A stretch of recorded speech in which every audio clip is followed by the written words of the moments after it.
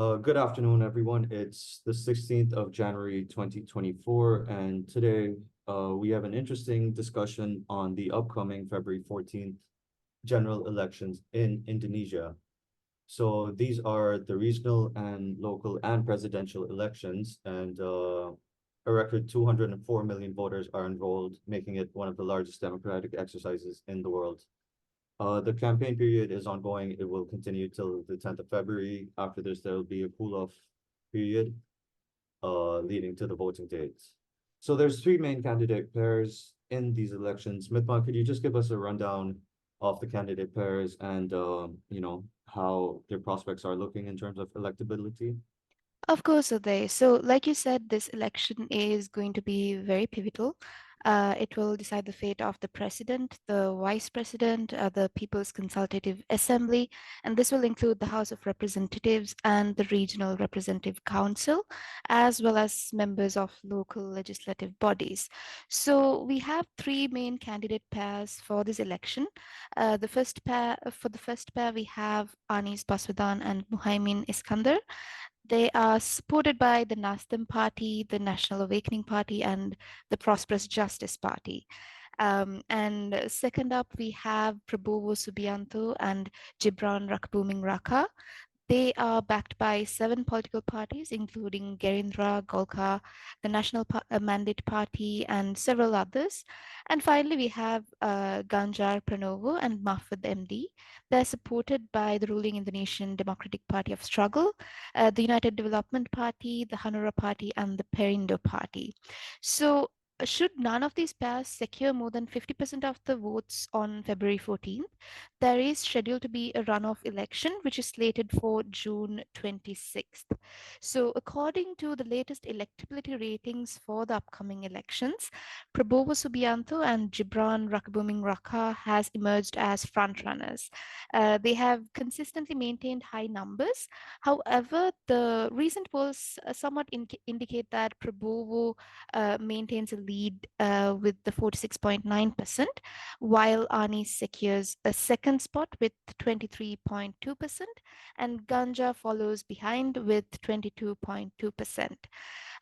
However, what I wanted to mention earlier was that even though Prabowo has consistently led opinion surveys, his rivals Ganja Pranowo and Anies Baswedan have actively challenged Prabowo. This was particularly seen in recent televised debates where they have criticized Prabowo's wealth and defense budget management, especially considering that he is defense minister. So there is a possibility that because of these challenges to Prabowo's front-running capabilities over the past few weeks, there is a possibility that his rivals will actually be able to get that runoff election in June. So one of the major contenders for these upcoming elections are the various economic policies that candidates have been talking about and discussing in detail. So Raga, I think you had some interesting points to mention about the various economic promises that these three candidate pairs have made. Yes, Mithma.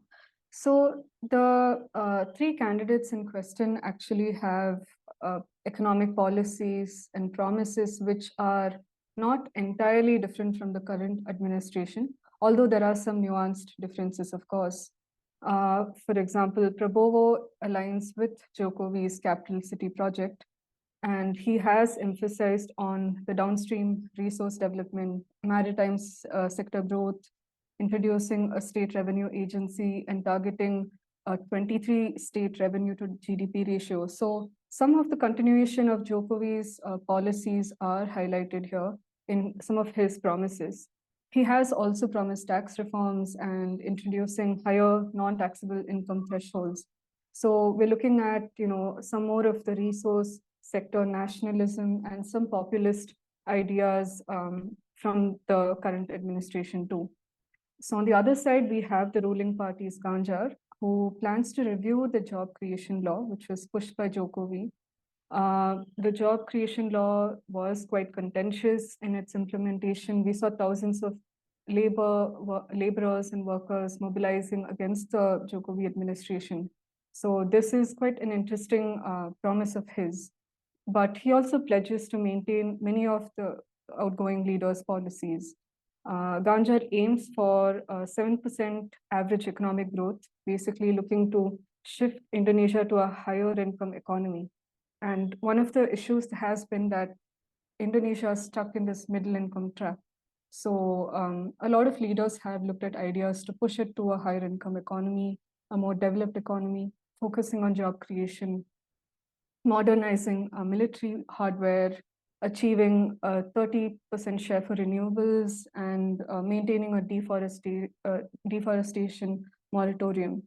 And under Ganjar's plans, he also aims to focus on social welfare, covering about 15 million families. Now, when we're looking at Anis, in contrast, he does promise to shelve Jokowi's Nusantara capital city project. This is a contrast to the first two candidates we mentioned. And he is looking to focus more on the poverty alleviation and inequality. He's looking at targeting robust economic growth and prioritizing the green sector in terms of job creation and introducing policies to increase the tax to GDP ratio. He also looks to manage inflation. Inflation's been a concern since the cost of living crisis has hit many countries in the world. He's also looking at incentivizing renewable energy projects. So these are some of the policies and promises that have been given out by these three potential candidates, and they are there are some nuanced differences from the Jokowi administration here. Great, that's very interesting, Raga. It also sounds that some of this is quite aspirational, considering, Indonesia's entrenched corruption and misgovernance, and the role of influential figures within the political and elite establishment and military establishment, who continue to hold a lot of sway. Mitma, you had mentioned that in the polls, Anis and Ganjar were catching up with Prabowo, and I do think that a part of Prabowo's stagnation is that his vice presidential candidate is President Jokowi's son. There have been a lot of perceptions that nepotism and these kind of political favors are regressing Indonesia's democracy, and there has been a lot of controversy over the last few months, especially in the second half of President Jokowi's term. So that's quite interesting to see, and it's also interesting that in this sense, Anis has been leading debates. Ganjar is basically seen as an extension of Megawati, another political elite in Indonesia, and Prabowo is a long-standing elite. So in that sense, Anis does have a cleaner track record or a cleaner image at this point. And that has been quite interesting Yes, so there, to see. Yeah. and I like that you mentioned that there, because all of these economic policies and the various promises that these candidates have brought out have contributed to a very complex political landscape in Indonesia right now. So we've had historical influence from these political elites, and this has created a sort of barrier for newcomers coming into politics in Indonesia. It has been a sort of impacting the democratic nature of the electoral process itself. And when mentioning the corruption that is deeply entrenched in the political system in Indonesia, we also need to talk about the various corruption incidents that has been recorded in the police as well as the military. So, Uday, I want to ask you, what are the various potential security implications and threat actors that we will have to be looking out for the upcoming elections? Great. That's a good question, Mitma. So overall, the elections are going to be, largely open and fair and free. Um, they will be largely peaceful, although there could be, localized clashes in rural areas or in areas of higher political tensions.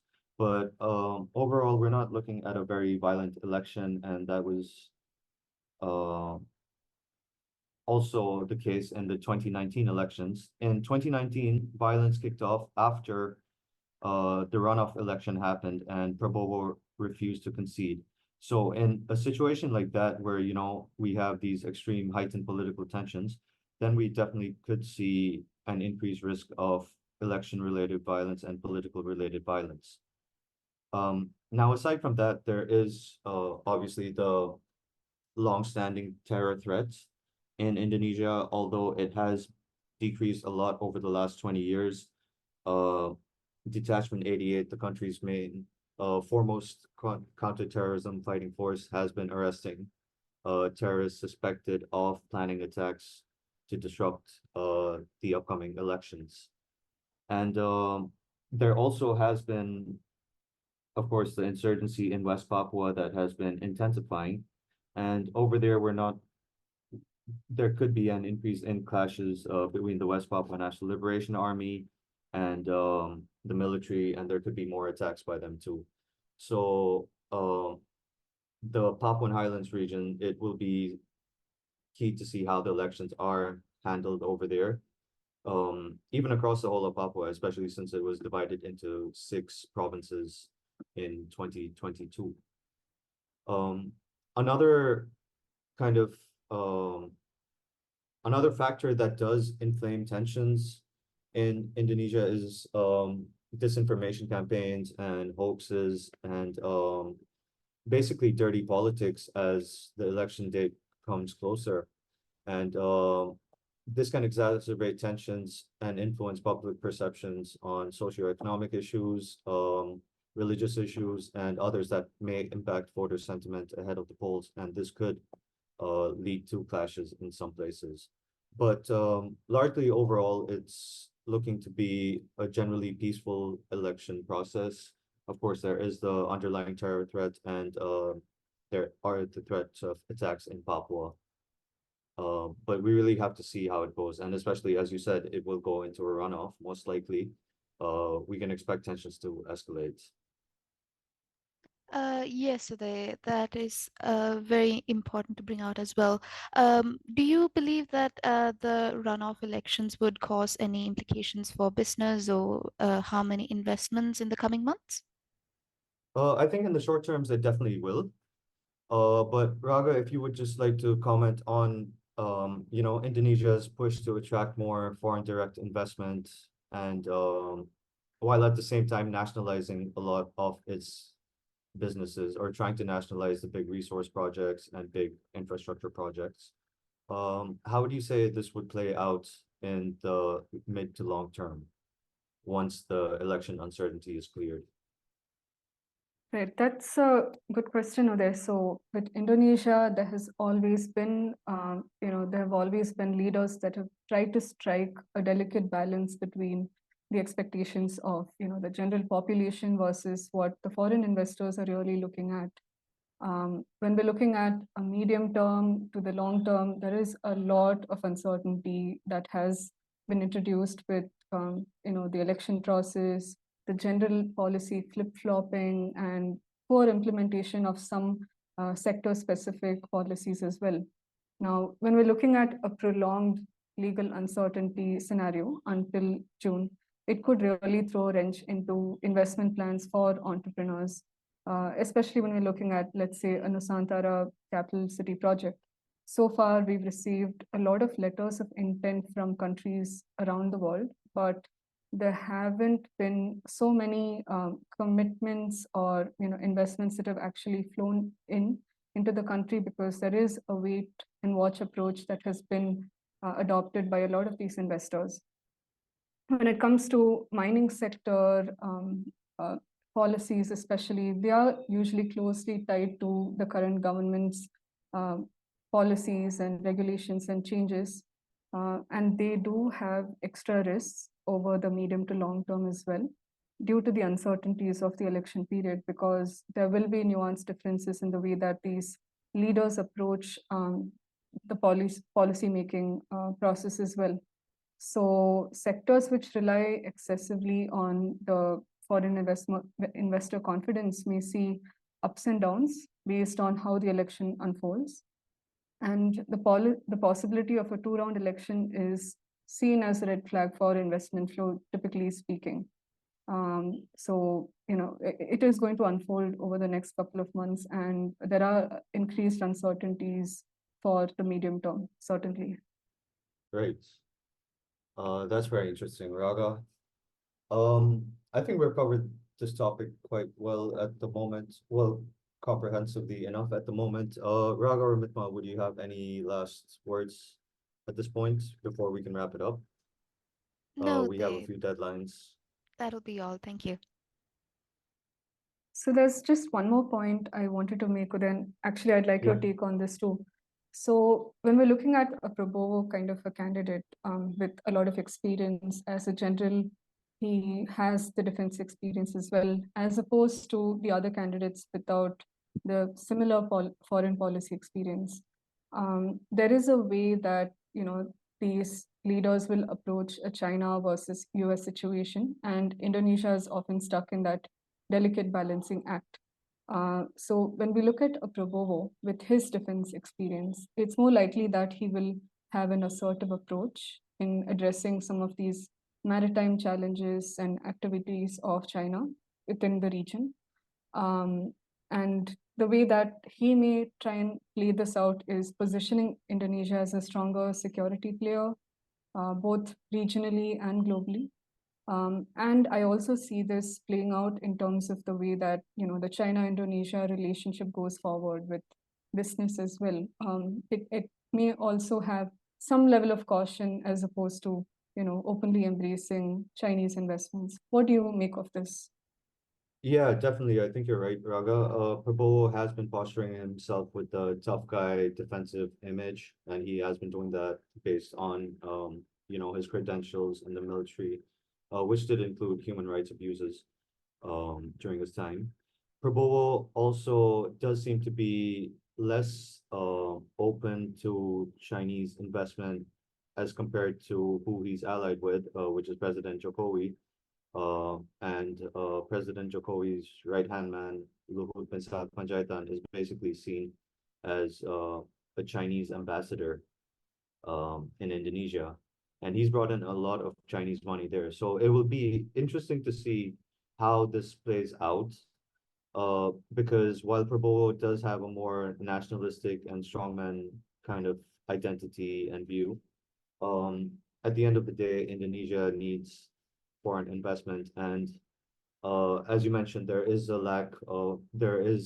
flip-flopping on business rules, there is uncertainty in the business climate, and all these factors that are at play. So it remains to be seen how much Prabowo will actually do about it, considering China's Indonesia's biggest trading partner too. So yeah, I hope that answers your question. It's really up in the air at the moment. And I think on that note, we can end this interesting discussion. Thank you for listening in. We have Mitma and Raga on the call. And yep, have a nice day.